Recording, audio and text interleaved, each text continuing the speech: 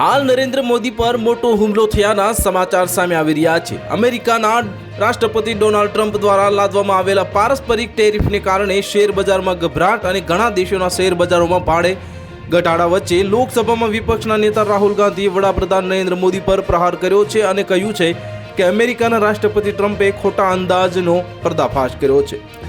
રાહુલ ગાંધીએ કહ્યું કે ભારતે એક લવચીક ઉત્પાદન અને આધારિત અર્થતંત્ર બનાવવું પડશે। ટ્રમ્પે ખોટી માન્યતાઓ પર્દાફાશ કર્યો છે।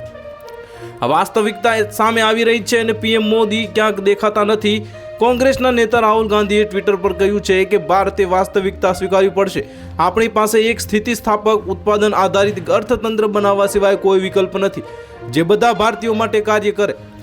અગાઉ પાટણામાં જે બંધારણ સુરક્ષા પરિષદને સંબોધિત કરતી વખતે ગાંધીએ કહ્યું હતું કે શેર બજારમાં મોટા ઘટાડા માટે અમેરિકન રાષ્ટ્રપતિ જવાબદાર છે।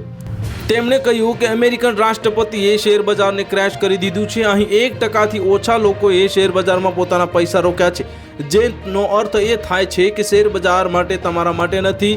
તેમ અમર્યાદિત પૈસા કમાય છે અને પરંતુ તમને તેનો લાભ મળતો નથી। તમને જણાવી દઈએ કે આ ટ્રમ્પના પારસ્પરિક ટેરિફને કારણે આ અઠવાડિયાની શરૂઆતમાં જ વૈશ્વિક શેર બજારોમાં ભારે ઘટાડો જોવા મળ્યો હતો અને ટ્રમ્પના ટેરિફ હુમલાને કારણે વૈશ્વિક સ્તરે ઇક્વિટીમાં વેચવાલી જોવા મળી હતી અને ભારત પણ આનો અપવાદ રહી શક્યું નથી।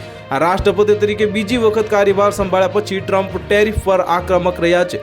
આ ગયા અઠવાડિયે જ તેમણે ભારત સહિત લગભગ 5 ડઝન દેશો પર પારસ્પરિક કર લાદ્યો છે। તો હાલ માટે આટલું જ। મળીશું નવી અપડેટ સાથે। જો તમને અમારા વિડીયો પસંદ આવતા હોય તો વિડીયોને લાઇક કરી દેજો, ચેનલને સબસ્ક્રાઇબ કરી બાજુમાં આવેલા બેલ આઇકનને દબાવી દો જેથી આવા સમાચારની અપડેટ મળતી રહે।